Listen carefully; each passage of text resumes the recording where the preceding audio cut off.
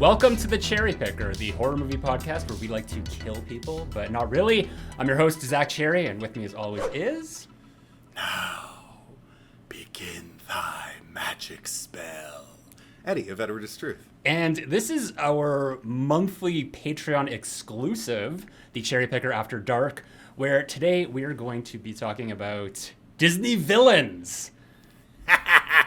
Short list. Because, yes, not all of them, because that would take way too long. But I don't know about you, Edward, but, for me growing up, Disney was kind of my horror gateway. I know we've, talked about other things like Goosebumps and Are You Afraid of the Dark and scary stories to tell in the dark and stuff like that. But, really, I think for most people, your first introduction to, something scary is Disney villains, or The Wicked Witch and The Wizard of Oz. That was just kind of my upbringing, because those are the first movies that you're really allowed to watch. Absolutely. And honestly, some of these bitches are frightening.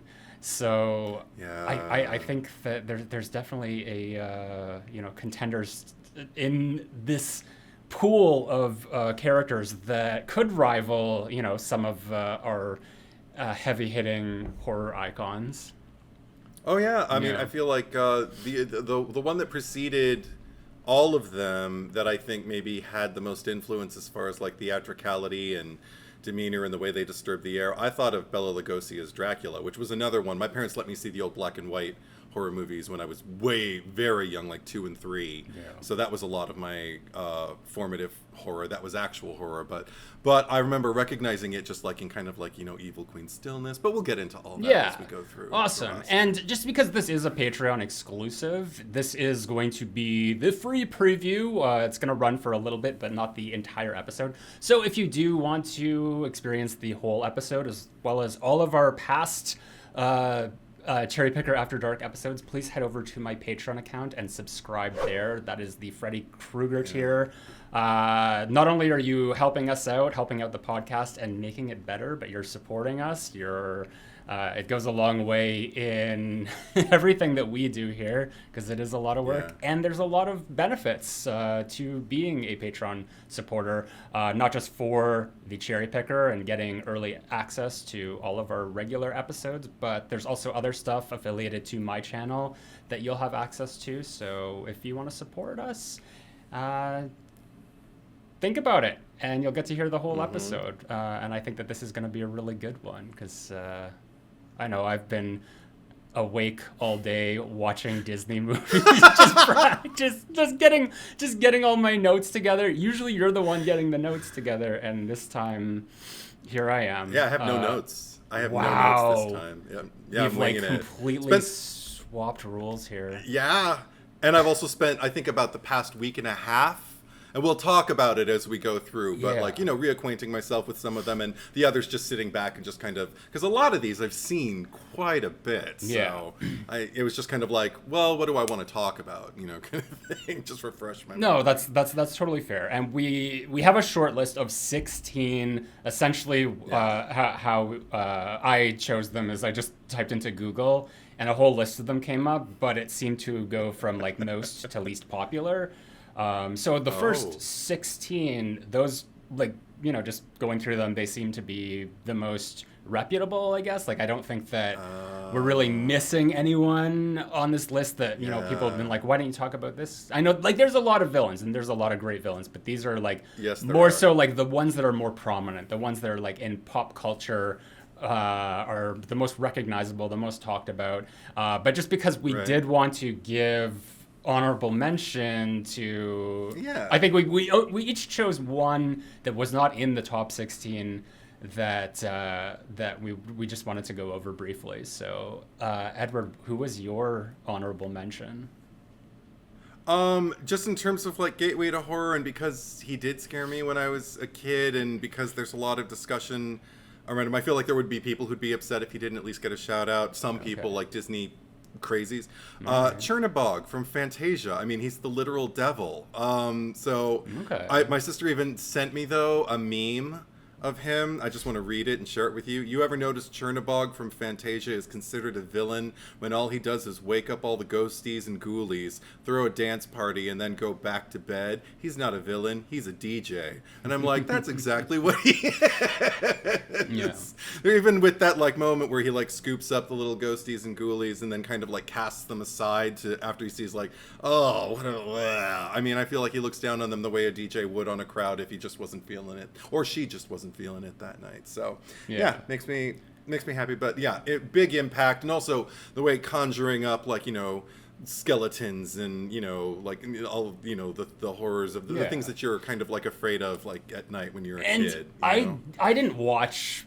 I mean, I'm still doing like my marathon of like all the Disney movies, so there's some that I haven't got to yet. And I've seen Fantasia like a million times. Like I had the clamshell VHS at one point. So yeah, I know who you're talking about, but I don't recall if there was like any death or destruction that he caused. Like now that I'm thinking about it, he just wanted to kind of do his thing. He just wanted to be heard. Yeah. And I think that's kind of a theme for a lot of the Disney villains, is that they're not villains. They're just misunderstood. I mean, they do some pretty fucking heinous things, but for the most part, most of them, and we'll get into this, that, you know, there's something about the villains that is a lot more relatable than the actual hero or princess or whatever. It can be that way. Like, I mean, it's really particular to which villain we're describing. Like, that's something I'm really looking forward to unpacking about them. Like, which are more relatable and why. And I think a lot of like the thing is just like, it's just like how far were they pushed in whatever their unique story is to get them to fly off the handle to where they are. Like, there's some who are just evil because they were born evil or whatever, but there's some who and I think that the more interesting, the more nuanced ones are the ones who are, you know, put in that position by the supposed heroes of the story. You took a very, like, I guess, horror approach with your honorable mention. Mine is more so comedic, and it's more so based on gay energy. I'm gonna choose Prince John from Robin Hood, because there's just, I watched that movie like today, and I find it even funnier than I did as a kid, because him and Sir Hiss, like, they're totally a gay couple. There's nothing to, they sleep in the same room. I mean, the snake has his own little bed, like cradle at the foot of the bed. But there's just like, there's clearly a thing, and it's like, I don't know if they're like in a sexual relationship. I mean, it's a lion and a snake. That's weird to think about, or, you know, to speak about. But they both give off like just two power bottoms, you know, in a relationship, and that's like nothing is getting. They're done. Like Will and Jack from Will and Grace, like. I haven't seen it enough to know, but I'll take your word. Okay. That, like, there's a dynamic for sure. They could both like kind of like go on it, like act on it, but you know, for the most part, they're just kind of like girlfriends. Absolutely, yeah. Just like being really petty and hating on people for absolutely no reason. Like they're like there's a thing that's like, it's partially motivated by greed. But I think like his biggest thing is more about status, because, you know, well, as he said, like, he sent his brother off on that crazy crusade, or wonderful laugh. I love it. I can't do it myself, but that's his thing. He had to get rid of his brother, and then Robin Hood became like the most popular person in Nottingham, and that's his whole thing. It's just like, how do I kind of like take him down a notch, or set him up for a trap? And I think like that whole movie actually in general is what I would say like maybe one of the most queer coded Disney movies, because you have Robin Hood and Little John constantly like dressing up in drag throughout the whole movie. So there's just something about like every character in it that sort of like adds to that gayness that it's a very like early Disney thing, because like a lot of these villains, because they are so queer coded, it's like it just kind of shining that light on like equating queerness to villainy. And I think you especially see it in movies like that, or like with Robin Hood especially, because you look at the Prince John, because he's kind of a pathetic villain, and he's, you mentioned his mother, and he starts sucking his thumb and has like a conniption fit, and in a way, like I think that the gay community has sort of taken ownership of these characters and these villains, like of all Disney movies, and just been like, this is what you were trying to do. This is what you were trying to kind of like paint these villains as, or just to try to find some correlation to what makes them evil. And we've now taken that back, and it's just like, now we own it. We've like appropriated the queerness of Disney villains. So yeah, well, it was appropriated from us, so now we are taking it back. Yes, I agree. I never thought about like Prince John and Hiss in that particular kind of context. I haven't seen Robin Hood in a hot minute, but I feel like I know it by heart. But now that you've said that, I want to watch it through my 2023 lens, and see, because now you're just making me remember all of Hiss's lines where he is just coming down on Prince John with like these criticisms, and he's like, I tried to tell you, but no, you wouldn't listen, and now look what you've done to your mother's castle. It's a classic it's a classic Leo Virgo relationship. With the snake being the Virgo, obviously. Yeah, I'll probably identify with Sir Hiss. Yeah, I knew who was who when you said that, but well, for I'll probably identify with Sir Hiss for sure. Well, but maybe, I mean, you have to. Well, you have to be comfortable with somebody to criticize them to that level. I respect it. Yeah, absolutely. And but just speaking of like sort of the queer coding of these villains, that's kind of like inform my opinion of just like the villains that I like the best, because we're not doing a ranking here, we're just kind of going through them. And we talked about this before, but maybe I'll try to assign a zodiac sign to each one as well, because that's always fun. But no, what was I gonna say? Chernabog. What's I don't know, because I didn't watch it, but he doesn't it would be hard to whoever likes to be in control of the entire situation and the center of attention at the same time. Yeah, I would have to watch it. I don't want to like throw anyone under the bus. Okay. Right away, just for that. But no, I forgot what I was going to say. If you're listening or watching and you know. So we'll put it that way. I forgot what I was going to say. So let's just go ahead and start going through each one, and let's go in reverse order. So we'll start from like the most. Thank you. Yeah, we'll start from the most recent of this list and just go to the very beginning. So the first one is actually the first one is going to be Mother Gothel, or is it Gothel? Okay. I think it's Gothel. I don't think they ever say it in the movie. I never heard it. Tangled. Which I think is 2009. Sure. I didn't check the dates. Whatever. Fuck, who cares about the dates? No, who cares? Yeah. The movie exists. So yeah, do you want to start us off? Yeah. Okay. So first off, like, I'm not a big Tangled person, so I watched it again, and the same thing that I know. I'm sorry. Just a little sideline. There's the eternal. It seemed to be for like about 10 years there. The eternal question. Maybe we're not through the 10 years yet. I don't remember when Frozen came out, but it was kind of like, are you a Tangled person or are you a Frozen person? I tend to lean more into the Frozen category, but that's a different discussion. But that said, I wanted to have an open mind. I wanted to observe. I love Donna Murphy, who does the voice, singing and speaking for Mother Gothel. So I'm like, okay, maybe if I pay more attention to her, I'll enjoy it. And I realized she's one of the major things I have a problem with in this story. There's something about... Okay, there's a theatricality that I adore, but that's not uncommon in these Disney villains, and we'll uncover it more and more as the years go back. But the fact that they gave her kind of like an extra motive that wasn't in the original Rapunzel story, as far as I ever understood it, because I'm very familiar with the original Rapunzel. I don't remember there ever being a component of Rapunzel's hair kind of like keeping her young and beautiful, and that's part of what's keeping her, imprisoning Rapunzel and, kind of like conditioning her from wanting to go out. So all of that, I guess it adds to the villainy, but it makes her less interesting to me because I like the witch more so. of the Rapunzel story when she's just a really bad parent who's doing her best. Do you know what I mean? Like when you love your child so much that you think you're doing everything for their best. Kind of like Piper Laurie as Margaret White.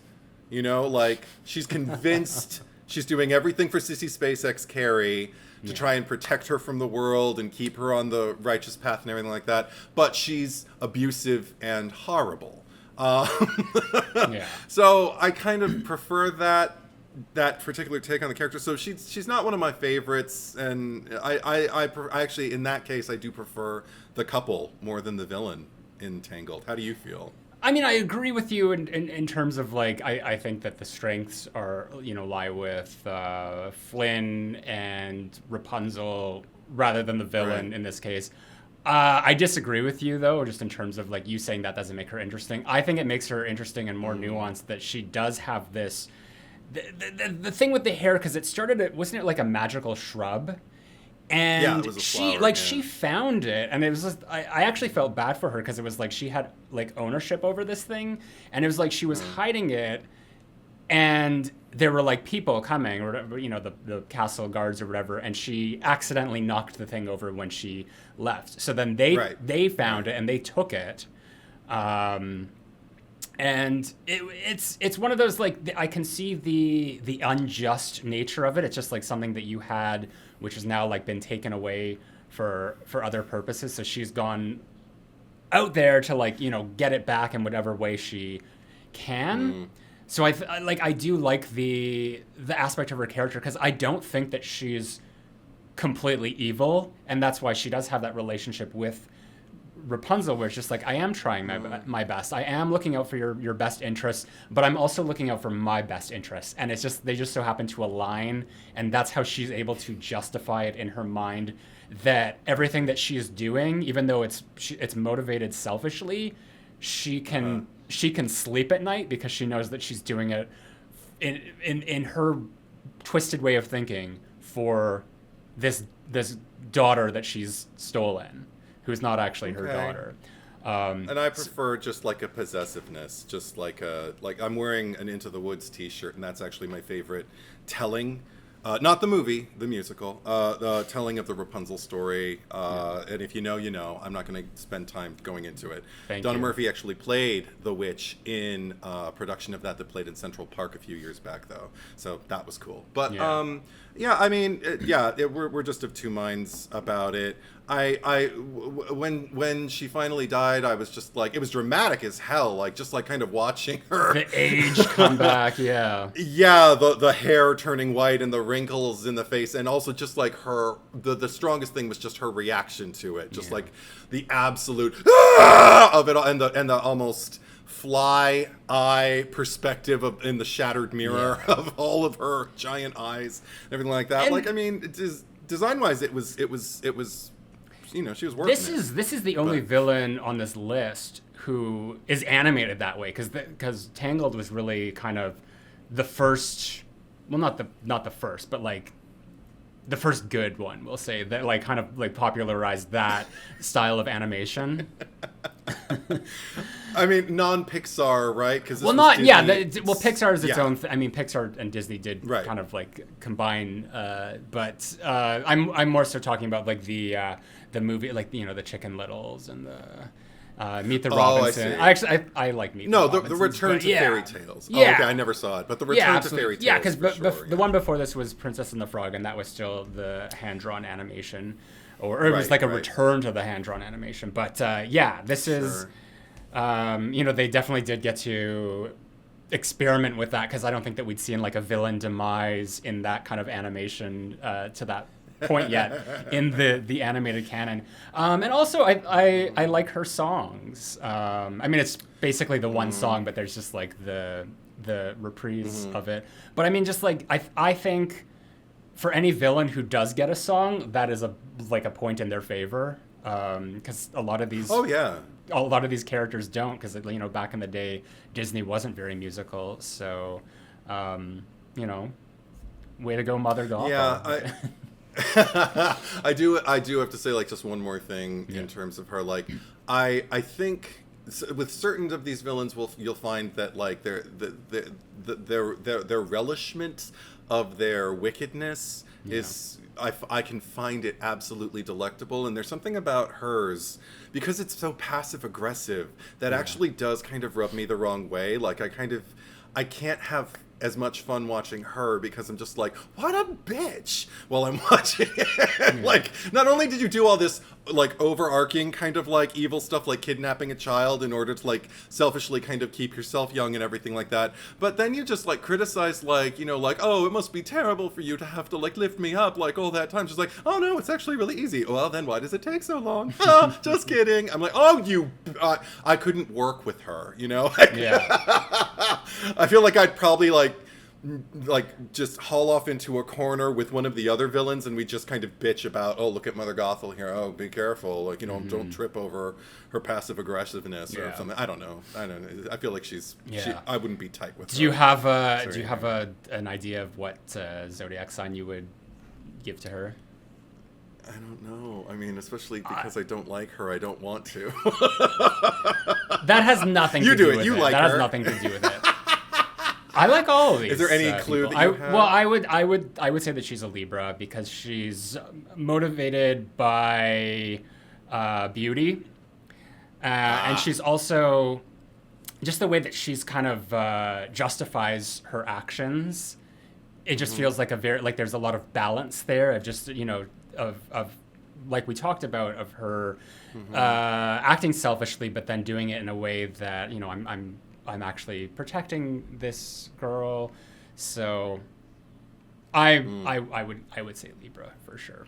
But okay. And she's playful. Absolutely, yeah. We love Libras. Actually, we hate every sign, actually. We hate equally. Every sign equally. Yeah.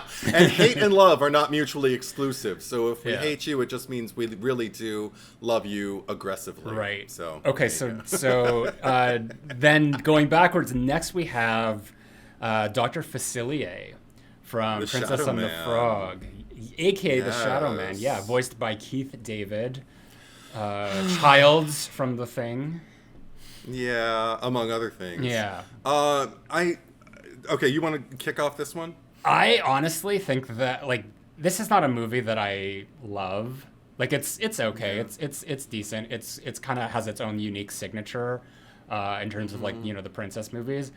But I just don't enjoy a whole lot of it. And I think that he's actually the best part of the movie. And he's not in it very much. I should say the screen times of each one, because Ryan Showers provided that information for me. Yeah. I wondered if that was going to happen. Thank you, Ryan Showers. If there's a screen time narrative, you know that Ryan is behind it. But Mother Gothel had 18 minutes of screen time. Dr. Facilier has 10 minutes and 10 seconds.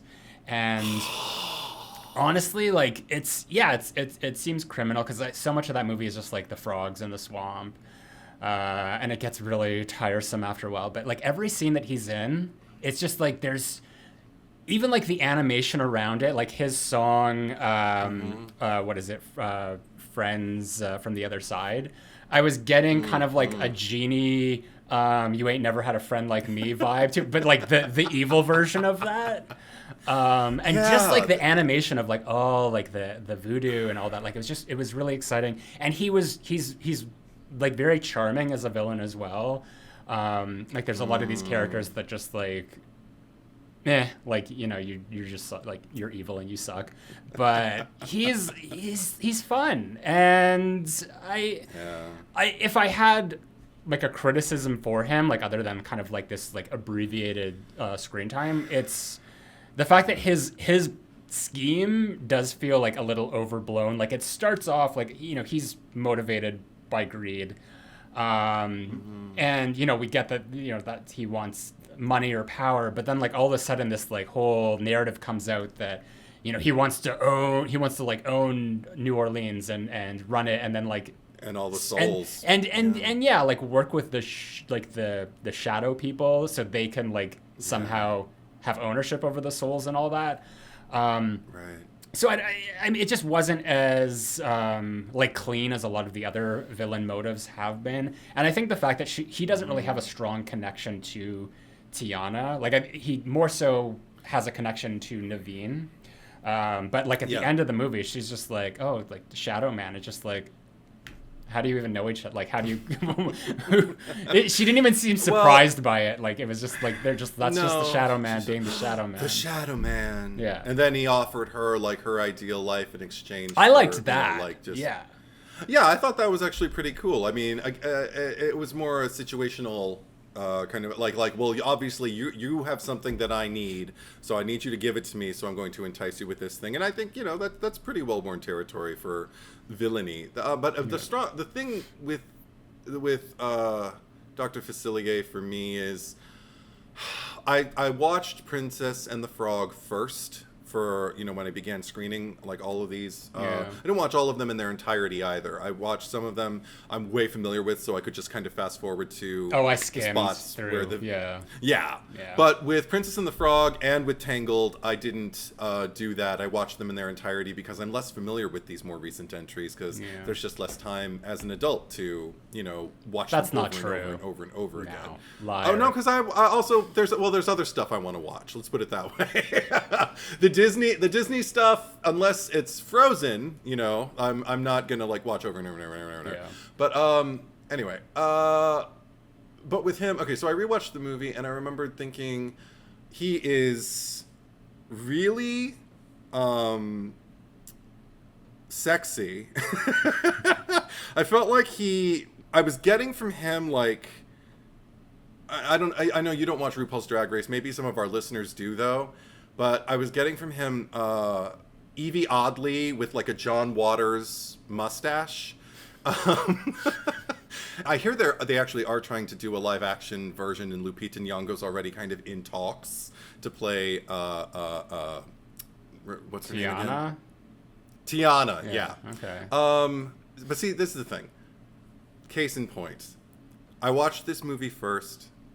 And then tonight, as we were setting up and everything like that, and I was, getting things ready, I needed to play his scenes again, Dr. Facilier's, just to kind of remind myself, what kind of impact did he have? Like, I knew I liked him, but I didn't know why. And that was the same kind of mind frame I moved into this movie with about a week and a half ago when I started screening these. I didn't remember a lot about the movie. So it's not that's the biggest strike against this movie by and large, and against Dr. Facilier. Not the most impact as far as like Disney. I feel like Disney at that particular point was trying to keep recycling that Disney formula, but also reshape it and redefine it. I feel like now they can kind of make whatever movie they want and stick as close to the formula as they want or not, but they know they don't need it, like they're it definitely some components felt to keep intact, but the movie felt like a greatest hits of sorts. Like they were just taking like little bits of like the past and throwing them in there that, even if it just like didn't make sense, we're just gonna have, a little bit of Snow White and Cinderella and all this shit. And that's the thing. Like I said, he's the best part of the movie, but it's just like how memorable even like him as his own. It was just like, I'd say maybe he should have been in another movie, but like this movie is so specifically catered to him. I just think that he should have just been more of a presence in it. That would have better improved his standing. Because even like the brand line, like Disney villains, because not all of them are part of it. There's only like 11, and he's one of them. And I look at that, I'm just like, why him? Why is he there and not Lady Tremaine, for example, from Cinderella?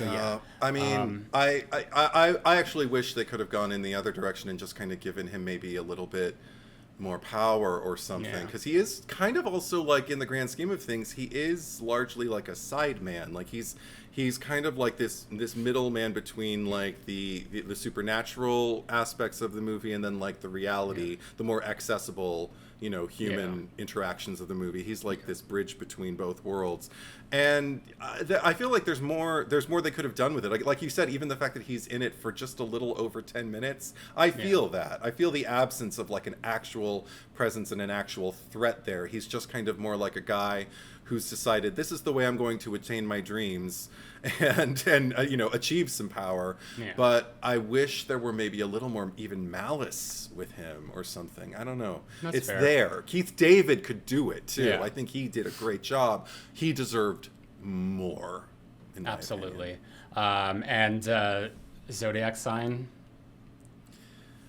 I don't get a strong sense of one. Like, I don't know what. Someone who's like translator. No, I would middleman. I would go for Capricorn, just because they're. And I'm not saying all Capricorns are greedy, but he's motivated by working that town. He's almost like, if there is a connection between him and Tiana, it's just that they're both. I would say she's a Capricorn too, because she's a workhorse. But like they're both, doing their own thing. They both got their own hustle. But his is like obviously dabbling in the dark magics of it all. But yeah. So moving on to the next one. We've got Yzma from The Emperor's New Groove, voiced by Eartha Kitt. She's got 17 minutes and 41 seconds of screen time. Oh my God. She's the one and only Eartha Kitt. That's how she should be credited in this movie. I mean, okay. Number one, I fucking love this movie. Her in it though, my fucking God. That's much less screen time than I thought she occupied, considering the fact that it's largely comprised of like these 4 major parts that are all like vaudevillians, like doing their own kind of like bits and shtick and everything like that. Yeah. And but hers, there are so many things, like even just like the outright silliness of her and everything. And then like when she turns, it's like they do that wonderful Disney trope. Like this is where I felt like the movie, the Disney creators, the Imagineers, if you will, were really trying to kind of like push the boundaries of what a Disney movie could be. Like there's no real love story. There's like a buddy story, but it's but it's really about discovering your humanity and teaching each other lessons, which is actually what more love stories should be. But to become a better person and stuff like that. But instead of just like, I love you too. But I love the fact that like she doesn't die. She gets defeated, but she doesn't die. She gets to live on as a cat. But the cat in point, like the fact that she, you think she's at this moment where she crashes the thing down, and then all of a sudden there's like a big laugh and you see the eyes, and then all of a sudden we just pull out in the shot and just see this tiny little meow cat, and then the cat starts speaking with this modified, modulated Eartha Kitt voice, and all the laughing, like, I'm not going to smash it, break it, I'm going to drink it, and once I turn back to my beautiful self, I'm going to kill you! Oh my God! Yeah. Oh, it kills me. It slays me. Like she is amazing. The design of the character as well, like she kind of has, and especially with the wardrobes that she wears, has this sort of like insect-like appearance, and it's especially like like with the weird like collar things that she wears, and like the headdresses, and like the eyelashes that extend out forever. It's just like she's I love how they even like emphasize just like in the actual dialogue how hideous she is, and just like the up she's close. She's scary and, like, beyond all reason. Yeah, like the food caught in her teeth. And just like the gray complexion that she has. Yes. Like there's so like a lot of the humor of the movie is just like, it's not just like the like the physical humor and like the vaudevillian stuff that you're talking about, but it's even like just at the expense of her. I think that's where the movie is at its funniest, when it is kind of like doubling down on making fun of her as this villain, because she is so ridiculous. And it's almost like there's a kind of a correlation there to, she's very similar to Jafar in a way, of just like she's that position in What's his name? Cusco? Cusco, yeah. Cusco, yeah. In his palace. Cusco-topia, yeah. Yeah. Like she's sort of like his advisor or his right hand or whatever. And she, that's the thing. Like she knows. Okay, he's fucking up. Like he's not doing a good job at what he's doing. But she, has ideas that seem like pretty valid about like how to run the kingdom better, and like she's literally like, because she sat in his throne, it's just like, you're fired.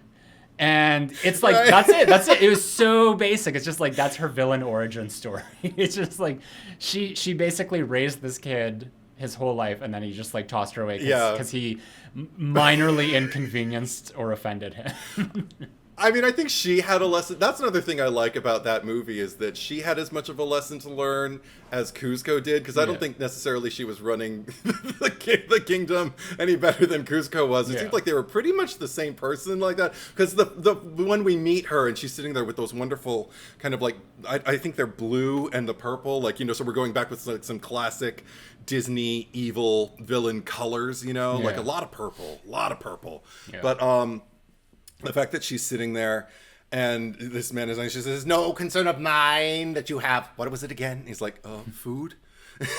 She says, you really should have thought about that before you became peasants. Take him away. And it's like, who's to say that Cusco wouldn't have behaved exactly the same way? So I like the fact that the hero and the villain are positioned largely to be craving the same thing. They both want to be in power. They both want to like kind of like run the joint and do whatever they want. I'm actually upset that they didn't really double down even more so on it. It's echoed a little bit, but like, because Cusco has that whole opening number at the beginning of the movie to establish him and that he's the king of the world and what a pompous ass he is. Apparently, I remember back in the day when I would watch like all the making of stuff that they had available for Emperor's New Groove. I remember them saying that originally the concept was there was a musical number written for Yzma to have her own version of that was almost to play the same length as Cusco's, where she comes out and does her own dance, and they're like, Yzma, and whatever. And instead, you get the idea when she's like modifying the kingdom, and you see them, painting over Cusco's face and painting hers on instead. Yeah. You get the essence of it. But I would have loved to. She is, Eartha Kitt. If ever there was someone who belonged on stage in a spotlight, the center of attention, that's her. Yeah. So I adore her. There are so many laughs to be had. I think she's totally interesting. I love watching her do her bits with Kronk.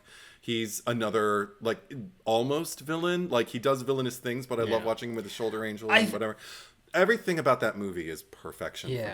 Because, like, we're not really going to get into, like, the henchmen here, but, most of these villains do have henchmen, and I find, like, some of them are kind of, like they're the same thing, just repackaged in another way of just, like, completely incompetent and, just terrible at their job and just, like, creating more problems than they need to, that begs the question, like, why do you even have this person or these people or these creatures employed to you that they can't even do the job right, and you're not going to do it. Where I feel like Kronk, at least, like, the you still get the comedy there, like it's it's Patrick Warburton, so obviously Stephen Stone, Scream 3, but it adds to the tone of the movie that it just, like, it makes sense. And he's actually not that incompetent. Like, I think that, like, he's incompetent when it comes to her, like, evil agenda, like, villainy, but, like, with everything else, he's doing so much. Just the fact that they were, like, carrying her on that, like, that weird, like, rickshaw. It's not even a rickshaw, it's like a backpack of her, like, in the little tent. And I love her flight machine. Yeah. And at the end, when they get back to the palace and they're just like, how did you get here before us? And they're just like, I don't know, by all accounts, that it doesn't make any sense. No, it doesn't. Yeah. And also, I love the fact that they even point out in the script, like, here you're talking about the henchmen and how kind of, like, they're all, pretty much the same and, like, and they're not reliable and everything. I love the fact that they pointed out where she's just kind of, where he's pointing out something, a connection between she and Kuzco. She's turning it back into me. He's like, hey, that's kind of like what Kuzco said to you. And she's like, it's called a cruel irony, like my dependence on you. And I'm like, this is such a smart script. This is the Scream of Disney movies as far as self-referential. Meta, yeah. But as far as the villainy is concerned, like no matter what, she could do anything in that movie, and I'd probably be on her side. I think she's adorable. Yeah. I think she's also, because she has fun. That's another thing. Like, if I can watch a Disney villain having fun no matter what they're doing, and even like when she's kind of like reached her limit with Kronk. She's not gonna fire him. Like, she's when she's like walks into the kitchen and he's preparing orders for everybody, and she's like, "What are you doing?" And she's kind of like, "I gotta do this," and she's like, "Oh, whatever, just make me the special and hold the gravy." I mean, she rolls with the punches. She knows what to expect with him, and that's why I could have watched. I still haven't seen Kronk's New Groove, but I would watch it. I don't know if she's in it. I don't even know if Yzma's I think so. Yeah, because I know there's like a TV show, and I believe she was in it for like however many episodes they did. But yeah, okay. And I don't know. What do you think for Zodiac? I mean, I'd say Libra just because she's playful. I don't know. She reads books, so she's a Libra. I don't know. I have no idea. I might just Aquarius. I looked some of these up, and I saw a few that had her as an Aquarius, so it makes sense. She's strange. Okay. Yeah. Aquarians are strange. They are. And they own that. They love that about themselves. You made me think of another fun game because you mentioned Scream. I mean, I did too, but we'll have to pick which one of these we think would make the best Ghostface. Ooh, oh shit. I don't think any of the three that we've covered so far. No, I don't think so either. We'll get there. Yeah, we'll get there. All right, everyone, thank you for enjoying that preview. If you want to check out the full episode, you can head over to my Patreon and subscribe there at the Freddy Krueger tier. We very much appreciate your support, and thank you for watching.